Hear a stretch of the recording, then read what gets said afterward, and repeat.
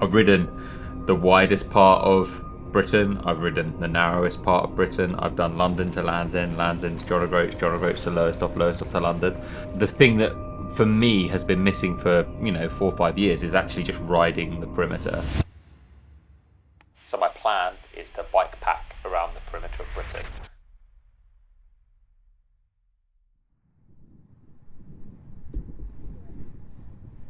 Bullshit. It's legit fucking bullshit. Honestly, Chris. Right, perimeter of Britain. It's the unluckiest in the world, I am. Fundraising for Movember. It's not supposed to be a fucking musical instrument. What an absolute bar. I was trying to think of a nice way of putting it, but there was nothing I really say about it that was that positive. It's fucking because this should be an amazing place to cycle, and you've just made it a place for people to drive fucking metal boxes around. So yeah, anyway, started in London. It's a lovely Banksy. And I chose to ride anti-clockwise and head up the east coast doing sort of Norwich, I guess Yorkshire coastline, and heading up towards Newcastle. So that was up to Newcastle was 5 days. We've got some squashies. Thank you very much. You're very welcome. You alright? Yes, good to catch up with you again on another challenge. Somewhere around in your part of the town again. My neck of the woods. Yeah. I started in a heat wave. Definitely been warm. I guess it's heat training for Badlands. That's how I'm thinking about it. But probably quite good to just get started and get into the momentum of things. Like not starting in terrible weather probably was a good thing. Back en route going towards Lowestoft, which is the most eastern point of Britain.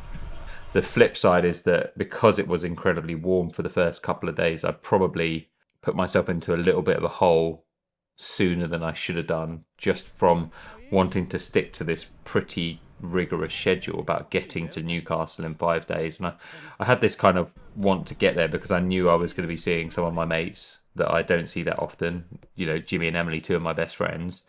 And I wanted to try and get there in a reasonable time and be able to tackle the big loop up into Scotland.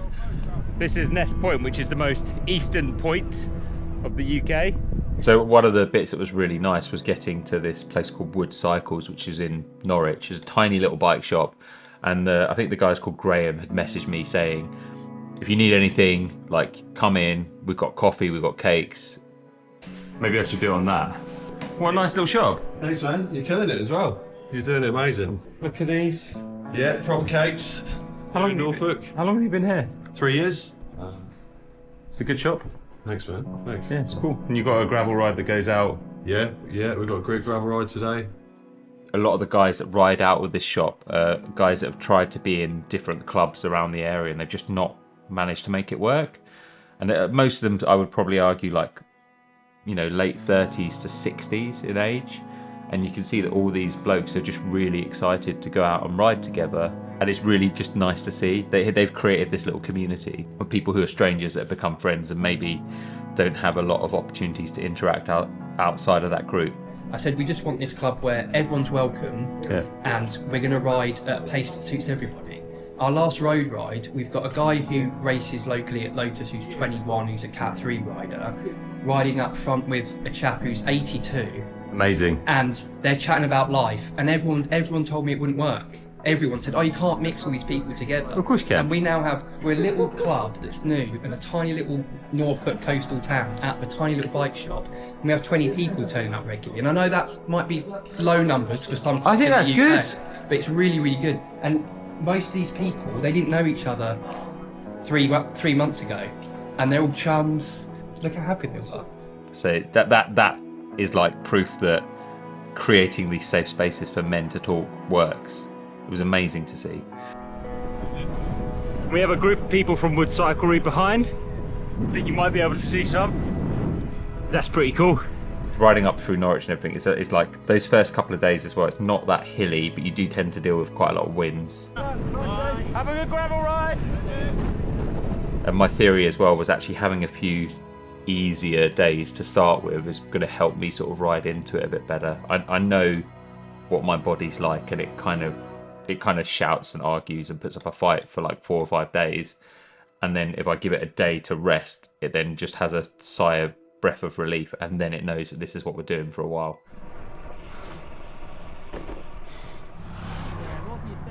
So I had it in my mind to try and get to Edinburgh and then have a day off.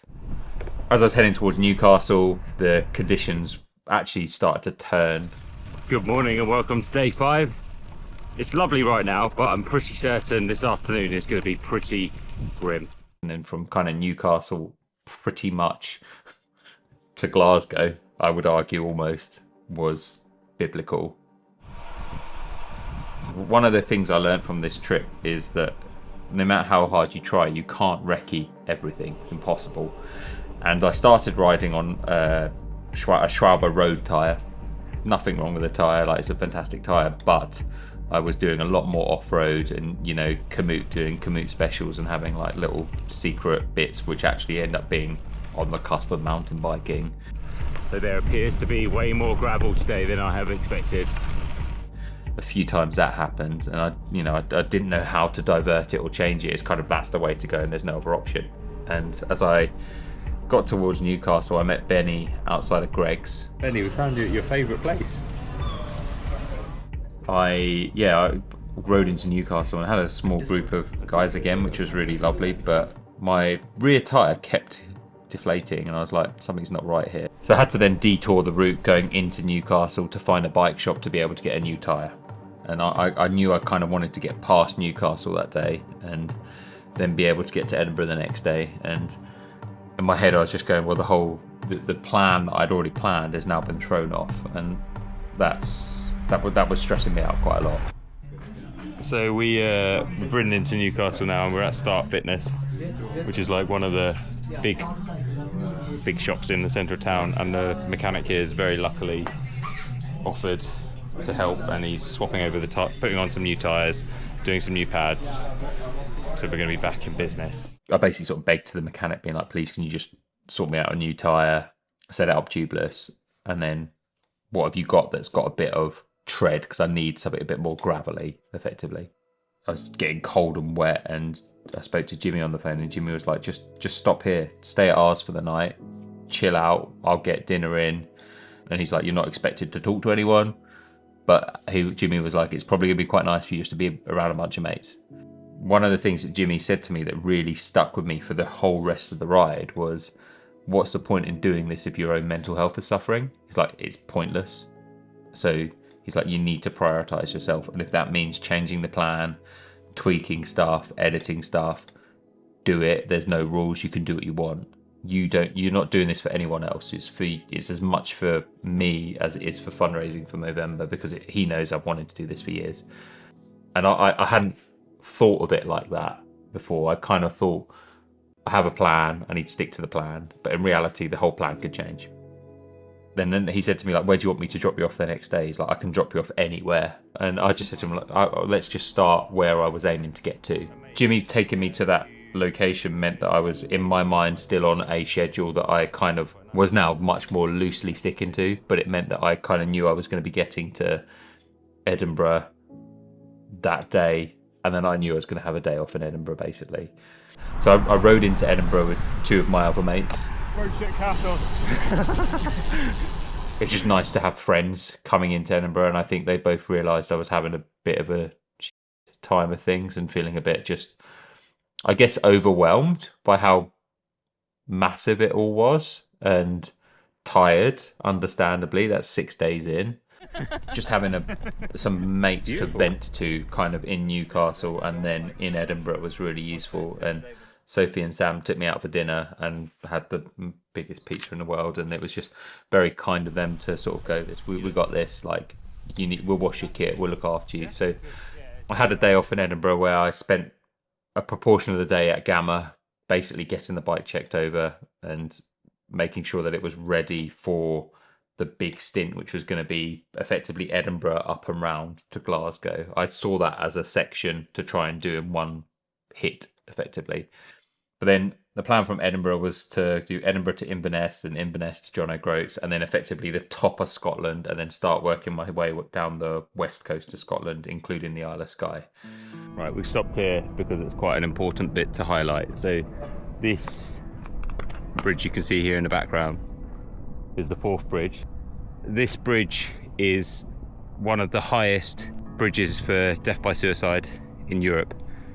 So we're going to go right across it. I think it's really important to show that, to be honest with you, because not only does it connect Edinburgh with Fife, the other side of the river, but it's a place where unfortunately a lot of people have taken their own lives. So yeah, it's important to highlight that bit. And now we've got to get on it, and it is quite a gradient onto it and across it, but it's not windy, so that's the positive we can give away from it. Thank you for bringing me some sweets. No, very welcome. Good luck with the rest of the ride. Yes. Yeah, it's gonna be, I definitely needed a day off. Yeah, we were watching for you yesterday. I was like, you're not moving. I was like, it's a rest day. I needed a rest day yesterday. Fair. I was cooked. What was a bit frustrating was I rode Edinburgh to Inverness, and then the next day was a very, very bad storm arriving. So I thought, I got to where I was staying that night, and I thought, should I deal with riding in this storm? Is it going to be good for me? Especially because I know that road from Inverness to John O'Groats is you're on the A9 and the A99. I would argue it's some of the most dangerous roads in the UK. So I decided to stay in Inverness for a night to try and dodge this storm, and it didn't work. It doesn't even look that bad on camera. It's horrible. Because the storm was 2 days of it. And I was like, I can't stop for 2 days. I'm just going to have to deal with it and ride in it and accept that it's going to be a really day.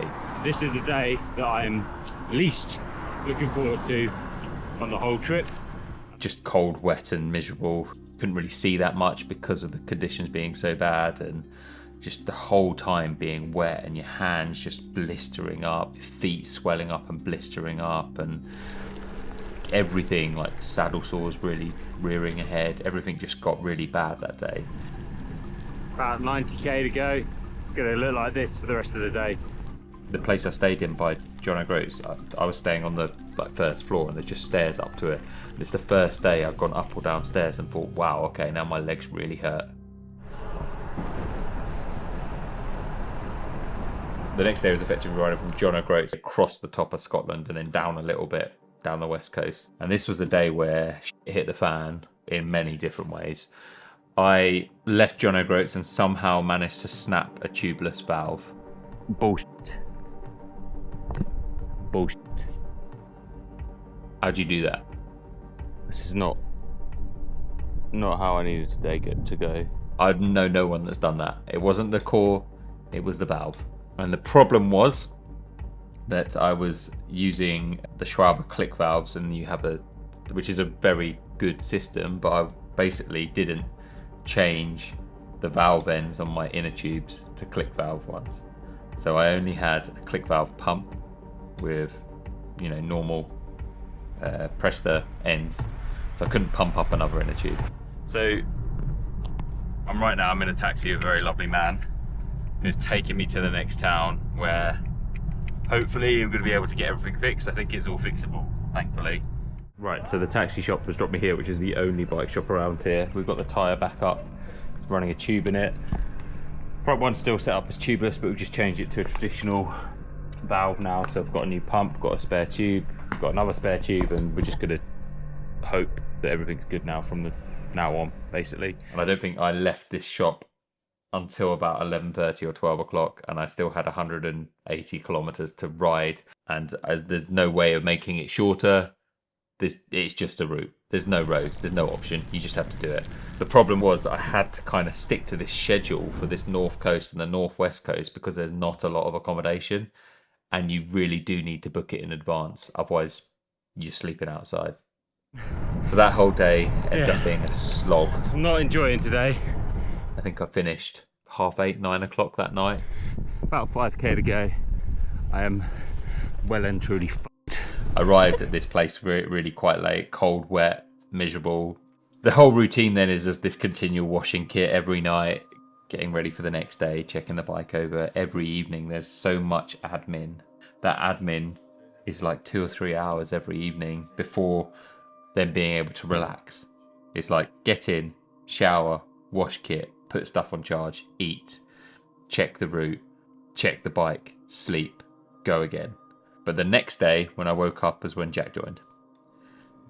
There's points in this section from where Jack was to Glasgow where I was very close to just stopping completely pulling the pin. Hello, sir. We are in the northwest and central Sutherland Highlands. That's what it says on the weather app. I don't know, I can't see a fucking thing, so I don't know where we are. How are you feeling at this point? Not great. My head is not in a good place. Yesterday was, I think, one of the hardest days I've had on a bike in probably 6 years. And the day before was probably one of the hardest days I've had on a bike in maybe 6 years. Stings. And it's still wet. Lots of stuff happened on the northwest coast of Scotland that shouldn't have happened.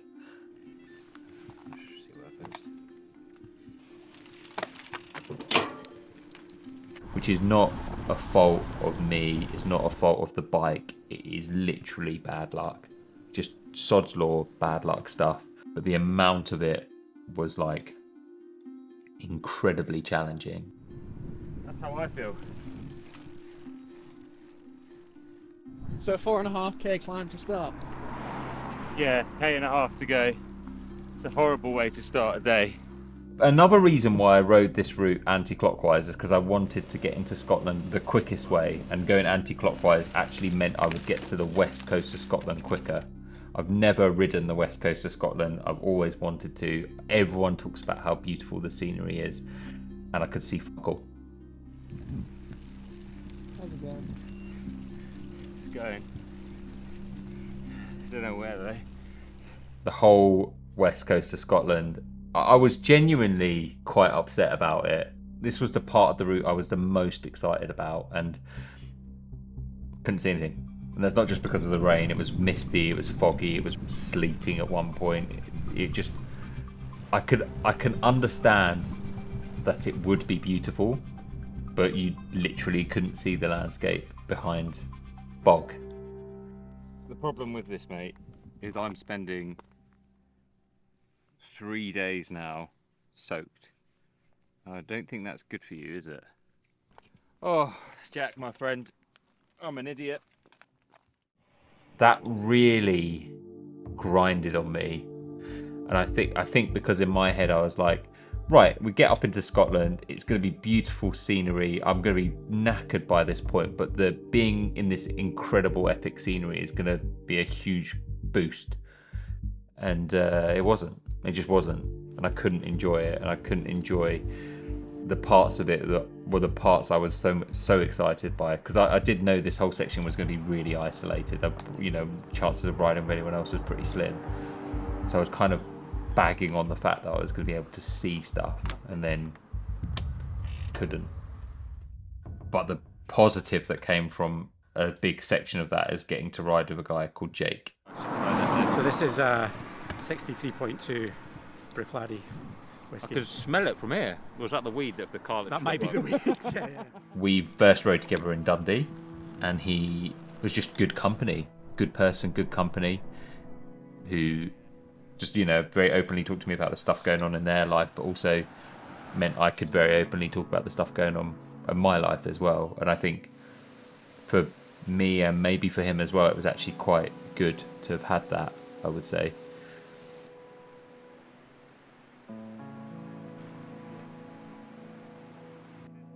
I stumbled across a whole bunch of people, including Chris, on YouTube, and what attracted me more to sort of Chris's stuff and a bunch of other people is it was less that kind of more typically masculine sort of thing that people do where they get very technical and describe what it is they're doing, right? Which is, you know, important and that's useful and everything, but I'm more captured by the how it feels and the why. And the why is important. That's what gets you through when you're in your low moments.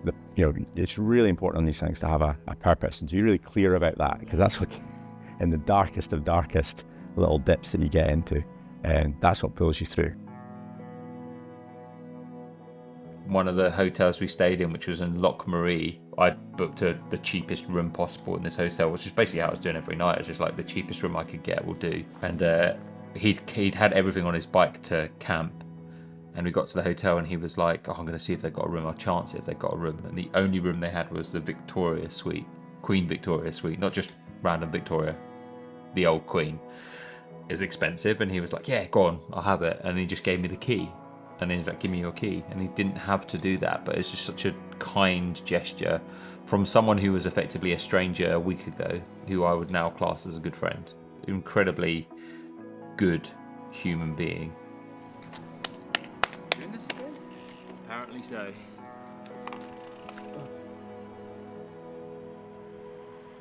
How was that? Horrible. Words. Fail.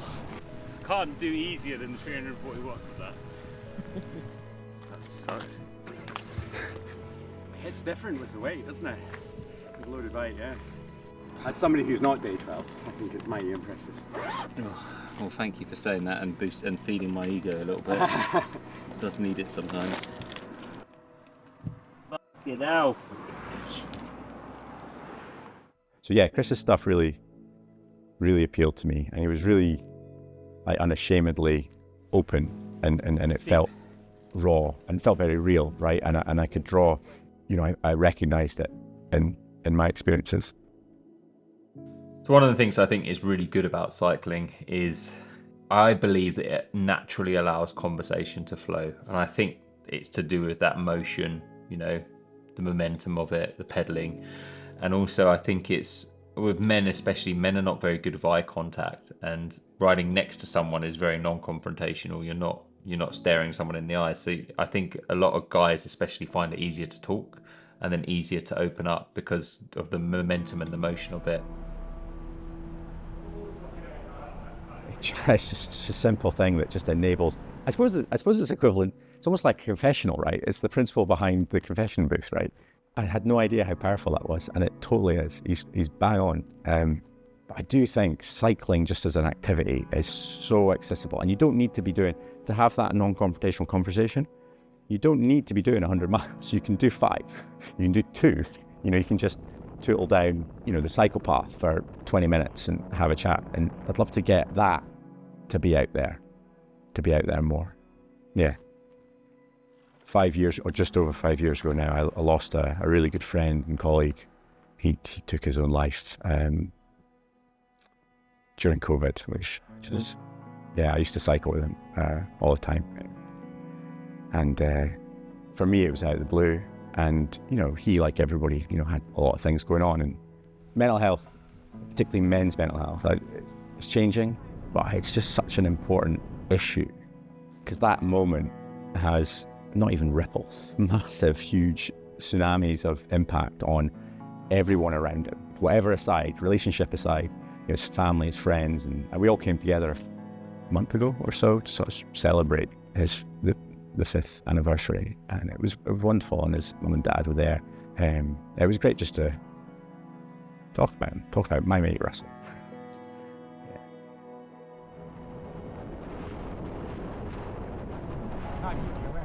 You come back for more not so glorious weather.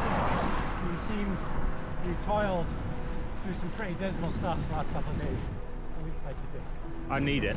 I really do appreciate it. So this that Chris is doing, the walk, how it's clearly been feeling for him, and recently I found out a bit more about why he does it. It's so easy to be inspired by, like, proximity to passion. It doesn't matter what that passion's about, right? But when it's something that's close to you, it's like, wow, that's so. Yeah, I've like I say, I feel a bit selfish about it, but I've got so much out of just being around. You know, it's yeah, fantastic. Really cool. But Jake very bluntly said to me, "Oh, when we get to Skye, I'm going to turn back." And I didn't think anything of it at the time, and now in hindsight, I totally understand why he did that. I just wanted to ride around Isle of Skye because I've never been there, and everyone has told me how beautiful it is, and I was really excited about that. And in reality, I lost my shit several times because I was scared. I genuinely think the Isle of Skye is in the top 3 most dangerous places I've ever cycled. Bullshit. It's legit fucking bullshit. Honestly, Chris. I'm gonna punch a car at some point. Not mine, please. No, your car's fine. You're not the one driving like a plunge bucket. Not fun for riding bikes. Like Isle of Skye Tourism Board, sort it out. It's fucking bollocks. This should be an amazing place to cycle, and you've just made it a place for people to drive fucking metal boxes around. It's not fun. This guy would agree with me. The amount of fucking close passes in this fucking island is ridiculous. I'll give it 10k. I'll give it 10k. I don't mean to sound miserable, but I am. Hopefully it gets quieter. I don't think it will, but hopefully it will. Yeah. I like your optimism. So with the Isle of Skye, I decided to cut it short because I just thought this is too dangerous.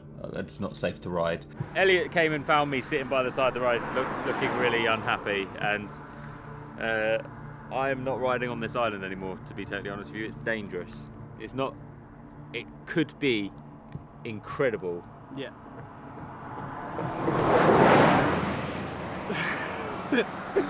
We're going to drive up to the hotel because it, like, the amount of close passes, it's just, this is dangerous. This is like, I'm getting angry, and it's not anger for the sake of being angry, it's angry because I'm scared. What's the fundamental error that Chris has made?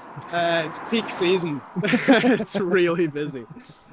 Yeah, roads are full. It's not even safe driving it. Jesus Christ. I suppose it doesn't... What are you doing, idiot? What is it with people that when they're tourists, where their just brains go to mush? It's all left-hand drive, massive motorhomes from mainland Europe. And no, there's not, it's a fucking road! Why do you think you could just step out in front of the car? Oh my god.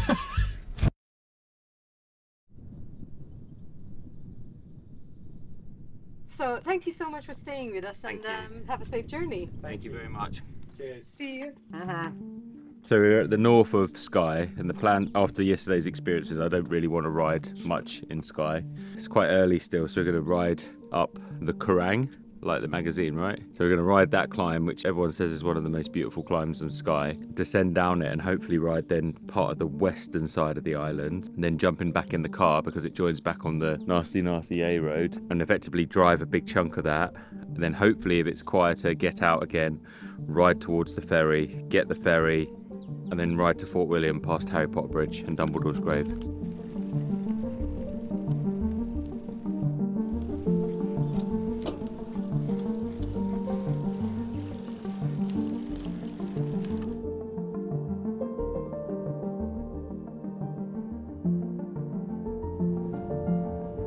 So we've got 4 hours 45 to get to the ferry, and we're going to stop and have a coffee at Elliot's place because he very kindly offered. Thank you, Elliot. You're a good egg. We're going to drive the bit of road that was really sketchy yesterday until the turning for the bridge, and then ride about 30k to the ferry. That's the plan. From Armadale to Matamala, 2 passengers, 1, 2, vehicle and bicycles, 1 car. What? The product car is not available on this route. Car isn't available? What do you mean? We're going to get in the car, drive round to join back on the route in the port on the other side, and then ride the last bit. So drove off the island. As soon as we got off Skye, we got away from some of the terrible traffic which was going on to Skye. So yeah, 110k, 1,000 meters of elevation, so it's not too bad. But we'll see what this road's like, because unfortunately there's not many options in terms of roads up here, so you just end up on quite busy roads. This is the problem with this whole route, is you end up on the busy roads.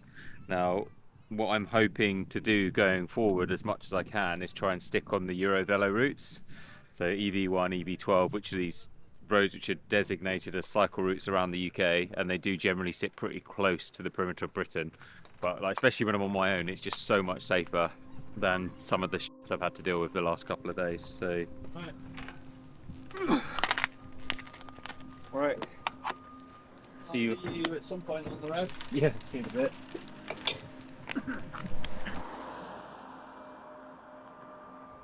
And I think I must have ridden 20 kilometers, maybe 30 kilometers, not really that far. And then I heard this weird noise, which was like a bing. It's not supposed to be a fucking musical instrument. Oops. How? Why? I don't. It's sod's law again. Like the road surface is fine. Pretty smooth. It literally. I was riding along and a big truck was waiting to come past, and I was like, cool, like I'll move over as soon as there's some room, and literally it just went bing, and then this was hanging off, and then the nipple, you can hear it.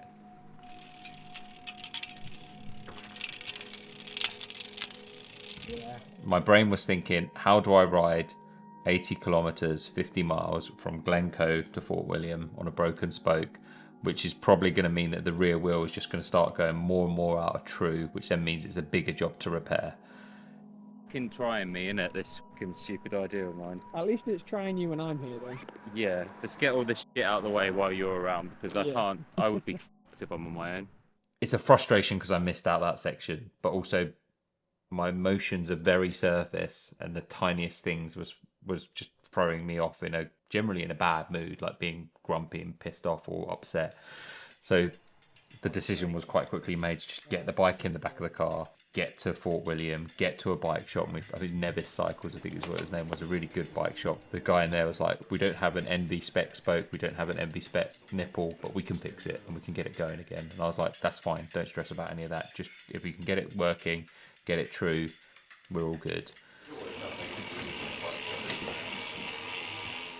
We have a wheel that's not making any noise. There's a new spoke in the rear wheel. Legends. Nevis Cycles, what a bunch of legends.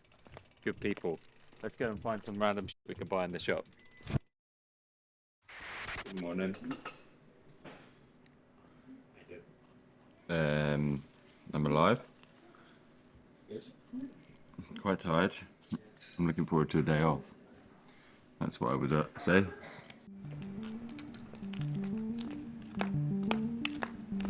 Good morning and welcome to day 14 of bikepacking the perimeter of Britain, fundraising for November.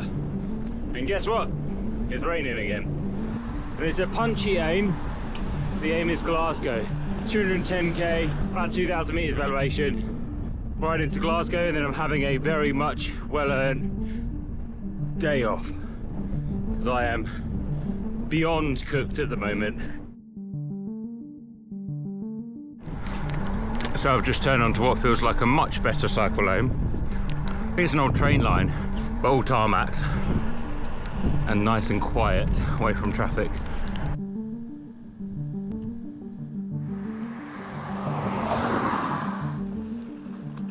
That was a nice cycle lane. The day started leaving Fort William on the main A road, the A82. But soon after that, he went onto some cycle paths. And since he's hit these cycle paths, I have been struggling to keep up with him. He has got some good pace on, he's riding well, he's getting some miles in, he's eating the miles up, which is really good. Oh, he's getting ahead of me actually. I gotta go!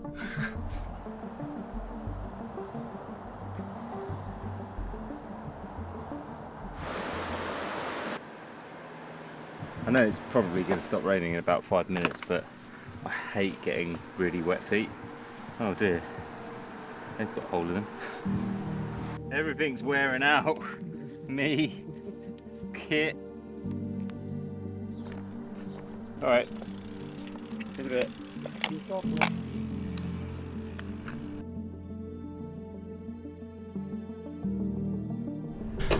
This cycle lane has been a glorious relief after the last few days. Oh, it's just nice to not be on a road with a car. This route, I think it's the Sustrans Cycleway 78. This, I definitely recommend to ride. It's amazing.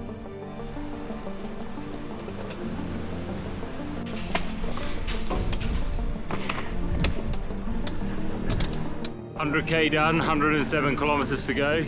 I'm on the first of the like big spikes on the route, as you can see. Pacing myself as much as I can. I went quite hard this morning because there's a headwind. I wanted to try and keep a good average speed. So now I'm just trying to pace it a bit, get to the next town, get some proper food, and then get ready for the next big spike. Yeah, that whole like northwest coast of Scotland, just that probably took me to that point where I thought maybe I should actually stop. I think a lot of people would have probably pulled the pin. I think the only reason I didn't was because I'm stubborn.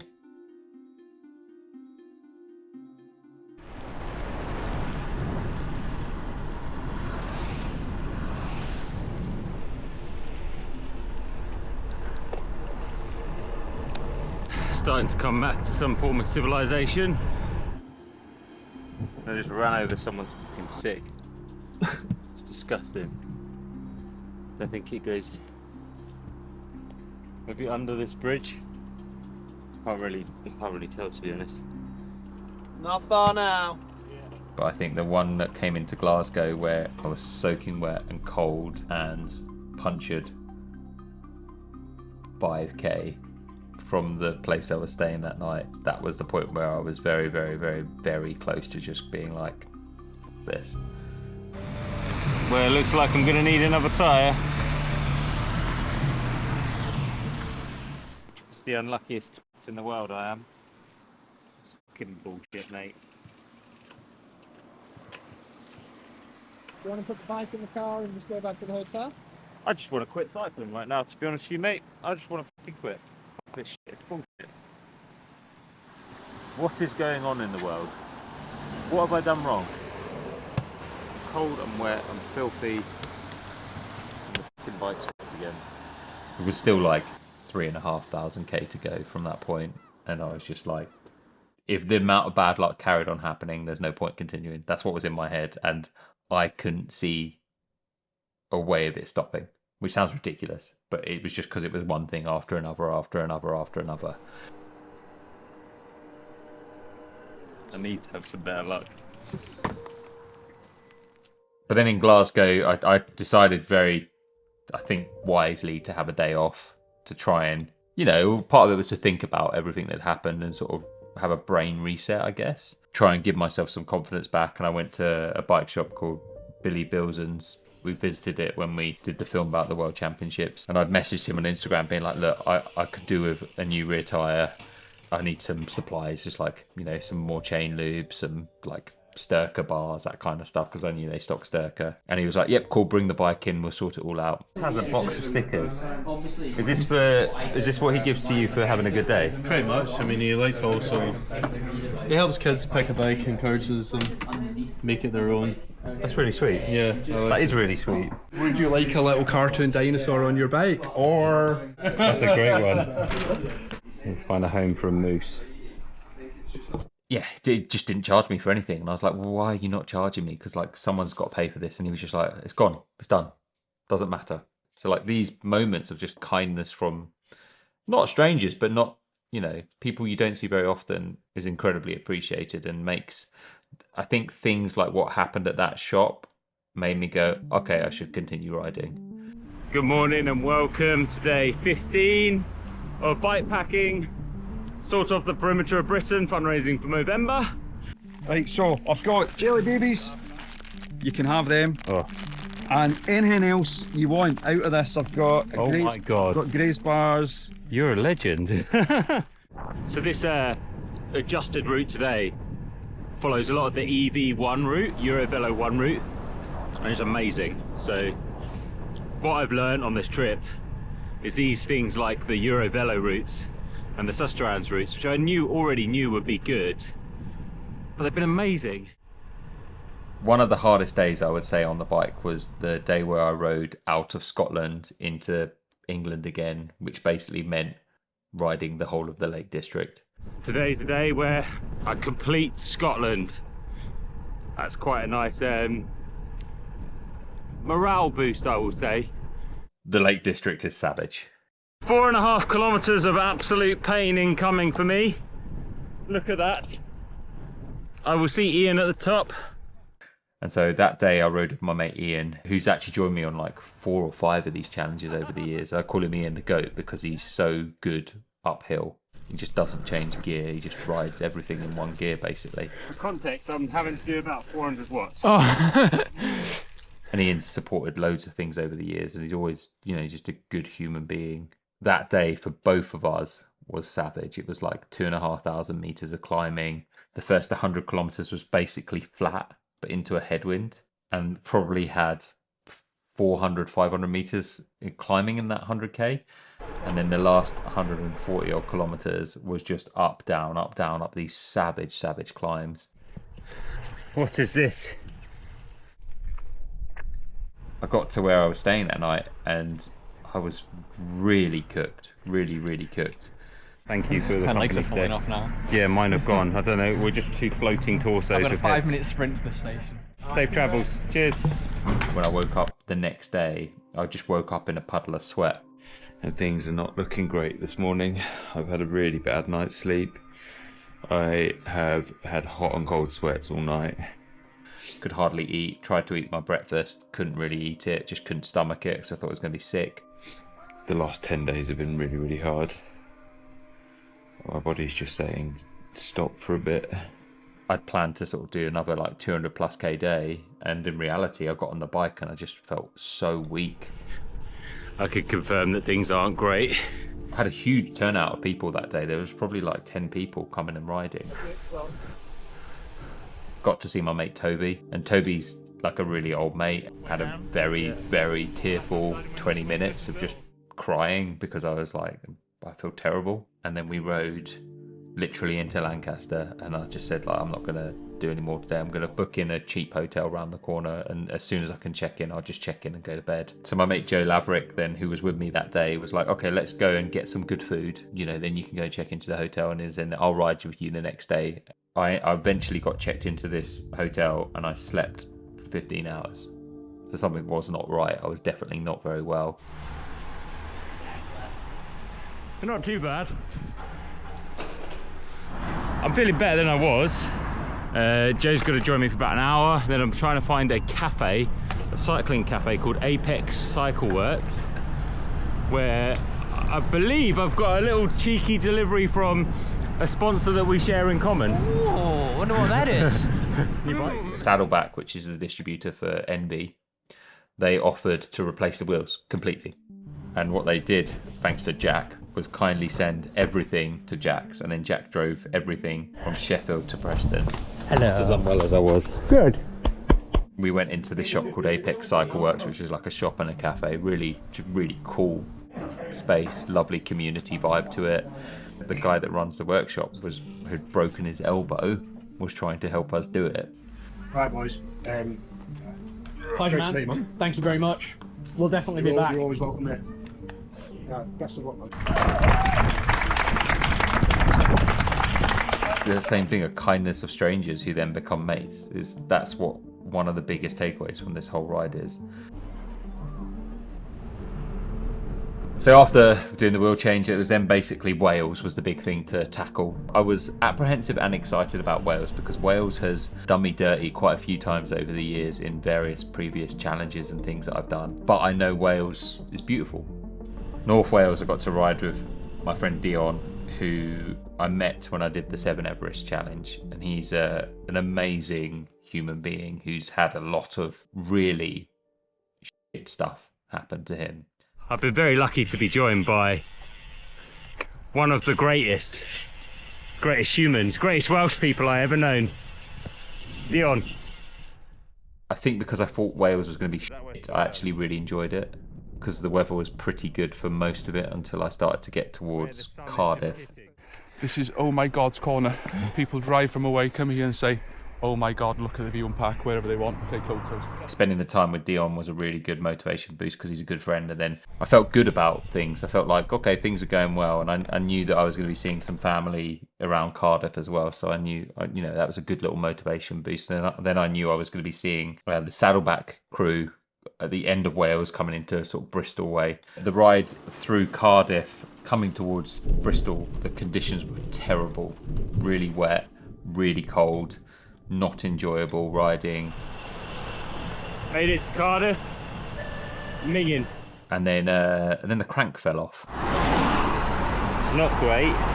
The sod's law this is going to happen. Like, it doesn't happen. But the thing is, to tighten the crank up, you need a 10mm Allen key. I do not carry a 10mm Allen key on a bike ride. If someone here does carry a 10mm Allen key all the time, fair enough. But I've never carried a 10mm Allen key. He's a big boy, right? I went into a hotel and asked the groundskeeper, and he had a 10mm Allen key, and I just was like, right, fuck it, tighten it up, get riding again. And on the bridge, loads of the guys and girls from Saddleback were waiting, and the idea was they wanted to ride with me from the bridge to Yate, where Saddleback's office is. What are you doing on a bike? I know it's a rarity. Normally I'm in baggy clothes in a workshop. Getting a tow back to the Saddleback office, which is very lovely. Lewis came pick me up with the bike issue. Now I tow back to the office, and then that's the day done.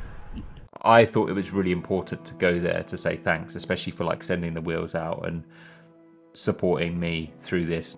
And we got there, and Charles, who is the like master wheel builder, all-round lovely guy, great mechanic, good human being, looked at my bike and was like, "What are you doing tomorrow?" And I was like, "I don't know. You know, I was planning to start riding along the southwestern coast to try and get towards Devon and Cornwall." And he was like, "Okay, can I service your bike for you?"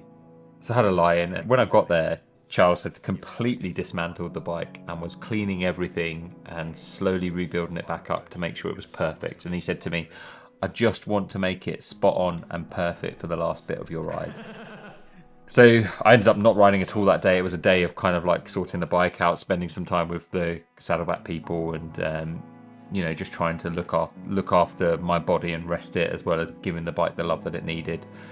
Then Tailfin had organised a hotel for me for the night in Bristol, and the most lovely surprise I didn't expect to happen was that my mate Molly came out, who broke the record for riding the perimeter.